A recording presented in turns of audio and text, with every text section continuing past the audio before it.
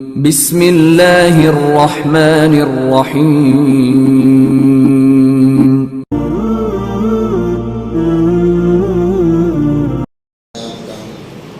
خلاصہ بیان کریں گے۔ تیسواں پارہ شروع ہوتا ہے سورہ نبا سے، عما یتساءلون عن النبأ العظیم الذی هم فیہ مختلفون کلا سیعلمون ثم کلا سیعلمون۔ اللہ تبارک و تعالیٰ سوال کر رہے ہیں، پوچھ رہے ہیں کس چیز کے بارے میں لوگ جھگڑتے ہیں، کیا اس بڑی چیز کے بارے میں جسے قیامت کہا جاتا ہے؟ تو اللہ تبارک و تعالیٰ فرما رہے ہیں کہ قیامت کا دن متعین ہے۔ اس کے بعد میں اللہ تبارک و تعالیٰ اپنی قدرت کا مظاہرہ فرما رہے ہیں۔ أَلَمْ نَجْعَلِ الْأَرْضَ مِهَادًا وَالْجِبَالَ أَوْتَادًا وَخَلَقْنَاكُمْ أَزْوَاجًا۔ اے انسانوں، تم میری اتنی قدرت دیکھنے کے باوجود کس لیے غفلت میں پڑے ہو؟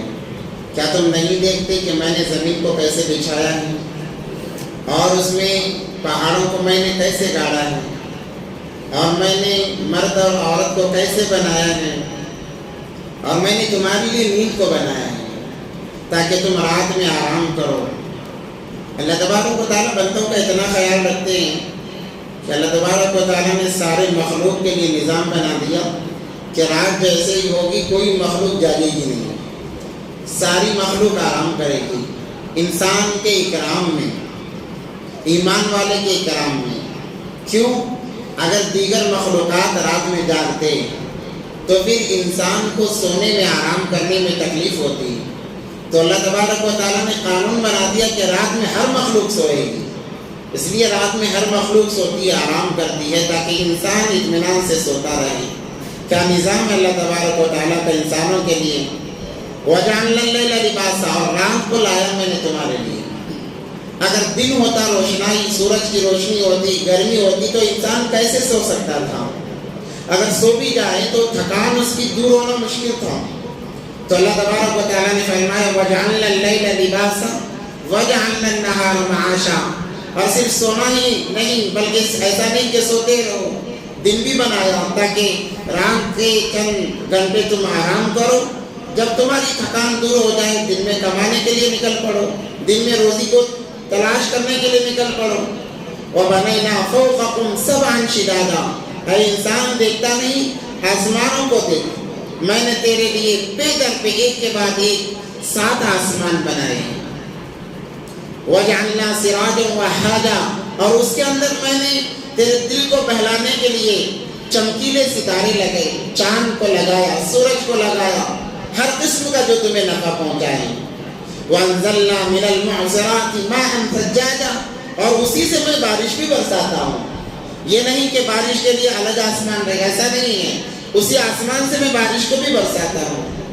لِنُخْرِجَ بِهِ حَبًّا وَنَبَاتًا، اور اسی بارش کے ذریعے سے زمین سے نباتات اگاتا ہوں تاکہ تیرے لیے گزار کا ایک ذریعہ بن جائے۔ تو اللہ تبارک و تعالیٰ اپنی قدرت کا مظاہرہ فرما رہے۔ انسان سے ایک قسم کا سوال ہے کہ میں نے تیرے لیے اتنا کچھ کیا ہے، تو نے میرے لیے کیا کیا ہے؟ ایک سوال ہے کہ اللہ نے تو اتنا سب کچھ کیا ہے انسانوں کے لیے، انسان نے اللہ کے لیے کیا کیا ہے؟ اللہ تبارک و تعالیٰ جنت کی طرف دعوت دیتے ہیں کہ آؤ جنت کی طرف، اس کو بھی میں نے تمہارے لیے بنایا ہے، اور اس کی قسمیں بیان کرتے ہیں۔ اور اسی بارے کے اندر اللہ تبارک و تعالیٰ نے موت کے بعد کا ہلکا سا منظر سامنے رکھا کہ جب انسان مر جاتا ہے اس سے پہلے نعمتیں گنوائی، جیسے یہاں دن اور رات کی نعمتوں کو گنوایا، اس کے بعد زمین سے جو جو چیزیں اگ سکتی ہیں انسان کے لیے اللہ نے اس کا تذکرہ کیا۔ فَلْيَنظُرِ الْإِنسَانُ إِلَىٰ طَعَامِهِ، اے انسان اپنے کھانے کی طرف دیکھ تب تو مجھے پہچان لے۔ أَنَّا صَبَبْنَا الْمَاءَ صَبًّا ثُمَّ شَقَقْنَا الْأَرْضَ شَقًّا فَأَنبَتْنَا فِيهَا حَبًّا عِنَبًا قَضْبًا زَيْتُونًا نَخْلًا غُلْبًا وَفَاكِهَةً وَأَبًّا۔ اتنے میوے جات اللہ تبارک و تعالیٰ گنوا رہے ہیں، اور گنوا کر کہہ رہے ہیں صرف تیرے لیے نہیں، تیرے جانوروں کے لیے بھی میں نے بنایا ہے، کیونکہ پہلے زمانے میں اونٹوں پر گھوڑوں پر سواری ہوا کرتی تھی، تو اللہ فرمائے صرف تیرا ہی خیال نہیں بلکہ جن جانوروں پر تو سواری کرتا ہے ان کا لیے بھی میں نے انتظام کیا ہے تاکہ ان کے لیے گھاس کا میں نے ذریعہ بنایا. اس کے بعد میں فرماتے ہیں یوم یفر المرء من اخیہ، جب ان تمام چیزوں کے باوجود انسان غفلت کی زندگی جیتا ہے نا، مرنے کے بعد اسے پتہ چل جاتا ہے. تو انسان کو جب حقیقت اس کے سامنے آتی ہے تو انسان ایک دوسرے سے بھاگے گا کل قیامت کے دن. یوم یفر المرء من اخیہ وامہ وابیہ. تو سب سے پہلے انسان کا زیادہ تعلق ماں باپ سے ہوتا ہے.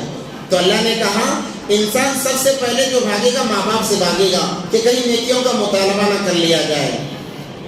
وَأُمِّهِ وَأَبِيهِ وَصَاحِبَتِهِ وَبَنِيهِ. اس کے بعد فوراً تذکرہ ہوا دوست و احباب کا، دوست و احباب کا، کیونکہ انسان زیادہ تر ان کی طرف مائل ہوتا ہے. تو کہا جو دوست تمہارے ساتھ دنیا میں نظر آتے ہیں کل قیامت کے دن نظر پڑتے ہی ایک دوسرے سے بھاگیں گے. وَصَاحِبَتِهِ وَبَنِيهِ لِكُلِّ امْرِئٍ مِّنْهُمْ يَوْمَئِذٍ شَأْنٌ يُغْنِيهِ. اس دن کوئی کسی کا ساتھ نہیں دے گا. ہر ایک کو ایک ہی فکر لگی ہوگی کہ میرا کیسا گزارا ہو جائے، میں کیسے پار پڑ جاؤں. یہاں تک کہ انبیاء کا تذکرہ آتا ہے، انبیاء کو بھی اپنی پڑی ہوگی، ہر کوئی اپنا دیکھ رہا ہوگا. تو اللہ تبارک و تعالیٰ فرماتے ہیں انسان وہ وقت آنے سے پہلے مجھے راضی کر لے تاکہ اس وقت میں تجھے گھبرانے کی ضرورت نہ ہو. جیسے پچھلے آیات میں آیا کہ ویسے عالم میں بھی چند لوگ ہوں گے. انسانوں کے 3 قسم ہیں، 3 قسمیں ہوں گی. جیسے سورہ واقعہ میں آیا، ایک داہنے والے جو کامیاب، ایک بائیں والے جو جہنمی، اور ایک عرش کے سامنے بیٹھے ہوں گے جن کے اندر انبیاء، صلحاء، صدیقین، شہداء، اولیاء، اللہ کے نیک برگزیدہ بندے ہوں گے. وہ بڑے محشریوں پر، جیسے آج بڑے بڑے ہوٹلوں میں، بڑے بڑے شادی خانوں میں وی آئی پیوں کے لیے ایک الگ جگہ ہوتی ہے بیٹھنے کے لیے، یا پھر ایم ایل ایس کے لیے الگ الگ انتظام کیے جاتے ہیں کہ انہیں ذرا بھی تکلیف نہ ہو.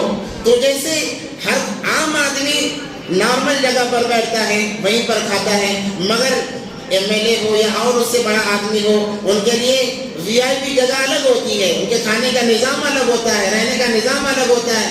ویسے لوگ ہوں گے، ویسے میدان محشر کے کشمکش کے عالم میں وہ محشریوں پر گدے لگا کر، تکیے لگا کر آرام سے بیٹھے ہوئے ہوں گے اور میوے جات کھا رہے ہوں گے. وہ وہی لوگ ہوں گے جو دنیا کو بنا کر گئے ہیں، دنیا کی زندگی کو بنا رہے ہیں. اس کے بعد اللہ تبارک و تعالیٰ نے جہنم کا، قیامت کا بلکہ تذکرہ کیا ہے. اذا الشمس كورت واذا النجوم انكدرت. بڑی وضاحت اس کے اندر کی ہے. قیامت کب آئے گی، کیسے آئے گی، اس کے کیا اس کی کیفیت ہوگی. لگاتار 3-4 صورتوں میں اللہ تبارک و تعالیٰ نے اسی کا تذکرہ کرتے ہوئے کہا یا ایھا الانسان ما غرک بربک الکریم. اے انسان بتا تو صحیح، میں اتنا بڑا ہوں، ایسے قدرتوں والا ہوں، پھر بھی میرے بارے میں تجھے کس نے دھوکے میں ڈال رکھا ہے.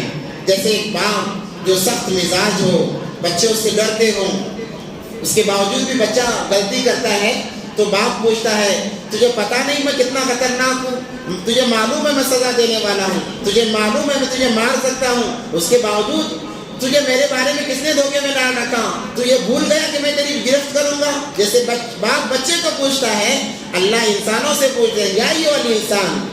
اس لیے یہ انسان کا لفظ لایا، مسلمان خاص نہیں، تمام لوگ جتنے بھی دنیا میں بسنے والے انسان ہیں اللہ ان تمام انسانوں سے مخاطب ہو کر فرما رہے ہیں یا ایھا الانسان، اے انسانو ما غرک بربک الکریم. تمہیں میرے بارے میں کس نے دھوکے میں ڈال رکھا ہے. دیکھو میں پکڑنے پر آؤں بڑا سخت ہوں اور رحم کرنے پر آؤں، مجھ سے زیادہ کوئی رحم نہیں کر سکتا. اب اپنی وہاں پر رحیمی بتا رہے ہیں، الذی خلقک فسواک فعدلک. حالانکہ میں نے تجھے پیدا کیا ہے نا، میں نے تجھے پیدا کیا ہے. فی ای صورت ما شاء رکبک. تیری شکل و صورت کو تو جیسے چاہتا تھا میں نے بنایا ہے، یہ کوئی اور نہیں بنا سکتا تھا. پہلے اللہ نے ڈرایا ہے تاکہ دل میں خوف آ جائے، اس کے بعد میں ایک محبت کا انداز بیان کر رہے ہیں. تجھے تو میں نے ہی پیدا کیا ہے، تجھے تو میں نے ہی بڑا کیا ہے، تجھے اپنے حساب سے سانچے میں میں نے ہی ڈالا ہے. اللہ اکبر کبیر. اللہ عمل کی توفیق عطا فرمائے. تو اللہ اپنی محبت کو بتا رہے ہیں. اس کے بعد میں پھر اصحاب الاخدود کا تذکرہ ہے. اصحاب الاخدود ایک قوم تھی جس کا بادشاہ یمن بن شرجیل بڑا خطرناک تھا، ظالم بادشاہ تھا. اس میں ایک جادوگر تھا. وہ جادوگر جب مرنے کے قریب ہوا تو اس نے بادشاہ سے کہا کہ بادشاہ میں تو مرنے والا ہوں, میں چاہتا ہوں کہ میری جو کلا ہے, جو فن ہے, وہ کوئی سیکھ لے آپ کے رعایا میں تاکہ آپ کو فائدہ ہو جائے. تو بادشاہ نے بچے کو منتخب کیا اور پابندی لگائی روزانہ جا کر مرنے سے پہلے وہ جادو سیکھ لے. تو بچہ عبداللہ بن عامر, اس کا نام عبداللہ عامر, وہ روزانہ جاتا, جادو سیکھتا آتا. تو راستے میں ایک راہب تھا جو عیسائی تھا. اس وقت میں عیسائی مذہب چلتا تھا, عیسائی مسلمان تھے. تو پھر یہ جاتے آتے اس کی نظر راہب پر پڑی, اس کے قریب گیا, بات چیت کی, تو اس کی باتیں اسے اچھی لگی, بھلی معلوم ہوئی. تو وہ بچہ جادوگر کے پاس جانے کے بجائے راہب کے پاس جانے لگا. تو راہب نے ایک اللہ کی دعوت دی اور ایمان اس کا مضبوط کیا. جب وہ بچہ وہاں پر وقت گزارنے لگا, اتفاق ایسا ہوا کہ ایک مرتبہ بچہ جا رہا تھا, راستے میں شیر بیٹھا تھا. تو لوگ جانے سے کترا رہے تھے, ڈر رہے تھے. اور راہب کیونکہ بتا چکا تھا کہ یہی مذہب اسلام ہے, یہی سچا مذہب ہے. راہب کے پاس, جادوگر کے پاس جو تم سیکھ رہے ہو وہ اصل مذہب نہیں ہے, وہ تو گمراہی ہے, جادو تو گمراہی ہے. تو پھر یہ بچہ تلاش میں تھا کہ میں کیسے یقین کروں, میں کیسے آزماؤں. تو موقع اسے ملا. جب انسان اس شیر کے پاس جانے سے ڈر رہے تھے, اس نے پتھر اٹھایا اور کہا اگر راہب کا دین سچا ہے, اللہ ہے, راہب کا خدا ہے, تو یا اللہ اس پتھر کے ذریعے سے اس کا خاتمہ کر دے. یہ کہہ کے بسم اللہ کر کے اس نے پتھر مارا, شیر وہیں پر مر گیا. لوگوں میں چرچا ہوئی کہ ایک عجیب لفظ سنا تھا بسم اللہ. تو لوگوں میں چرچا ہوئی کہ بچہ تو کوئی اور مذہب کو فالو کر رہا ہے, کوئی اور مذہب کو اپنا رہا ہے. تو پتہ کیا گیا کہ کیا کس چیز کو تم نے اپنایا ہے. تو پتہ چلا کہ وہ تو راہب کے مذہب کو اس نے اپنا لیا ہے اور اس کے اندر عجیب کا جادو ہے. بات چلی, بادشاہ کے دربار میں ایک وزیر تھا جو کہ اندھا تھا, اور اللہ نے ایسی کرامات اس بچے کے ہاتھ پر رکھی کہ اندھوں پر ہاتھ پھیر دیتا تو بینا ہو جاتے, دیکھنے والے بن جاتے. تو بادشاہ کے وزیر کو پتہ چلا. بادشاہ کے وزیر نے آ کر اپنی آنکھیں درست کرائی اور یہ اطلاع بادشاہ کو بھی ملی. جب بادشاہ کو ملی تو وزیر سے بادشاہ نے پوچھا کہ تو کس کو مانتا ہے. کہا کہ ایک بچے کے خدا کو مانتا ہوں. کہ تو مجھے خدا, اس نے بھی خدائی کا دعویٰ کیا تھا. کہا مجھے خدا نہیں مانتا. کہا کہ نہیں مانتا. اس پر ظلم کیا. بتاؤ تجھے یہ اسلام تجھے کس نے سکھایا ہے. دھیرے دھیرے پتہ چلا اس راہب کا. بادشاہ نے راہب کو بلایا, اسے قتل کرایا. پھر بچے کو بلایا, وزیر کو بھی قتل کرایا. جب بچے کو بلایا, بچے سے کہا, بچے کے لیے کہا وزیروں سے جاؤ اسے پہاڑ کی چوٹی پر لے جا کر پھینک دو. جب یہ لوگ پہاڑ پر چڑھے تو اس بچے نے کہا اے وہ اللہ جسے میں مانتا ہوں, تو سچا ہے تو ان کو ختم کر دے. مارنے اسے گئے تو وہ خود مر گئے. پھر بچہ آ کر سامنے کھڑ گیا بادشاہ کے. بادشاہ پریشان ہو گیا کہ جن کو میں مارنے کے لیے بھیجا تو وہ تو ختم ہو گیا اور یہ ویسا کا ویسا باقی ہے. پھر چند لوگوں کو دے کر بھیجا دریا میں, اسے بیچ سمندر میں چھوڑا. لوگ اسے لے گئے بیچ سمندر میں. سمندر میں ایک طوفان اٹھا, وہ لوگ ختم ہو گئے, واپس آ گیا. تو بادشاہ مجبور ہو کر پوچھا آخر تو کون ہے, آخر تو مرتا کیوں نہیں بتا. تو اس بچے نے کہا میں جس خدا کو مانتا ہوں وہ خدا جب تک نہیں چاہتا میں نہیں مر سکتا.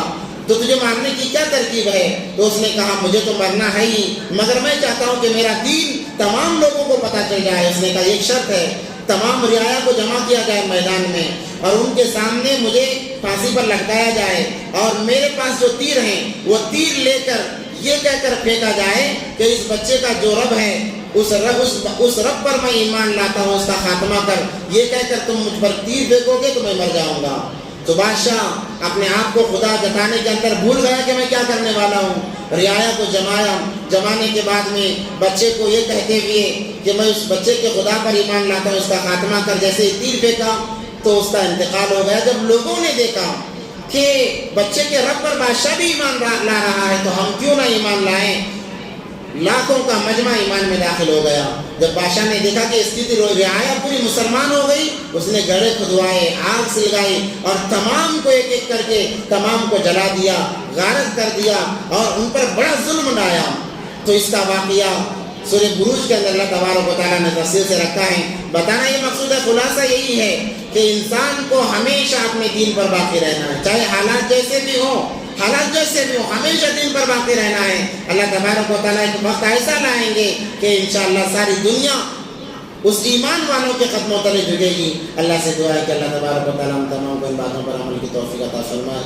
وآخر دعوانا الحمدللہ رب العالمین. السلام علیکم.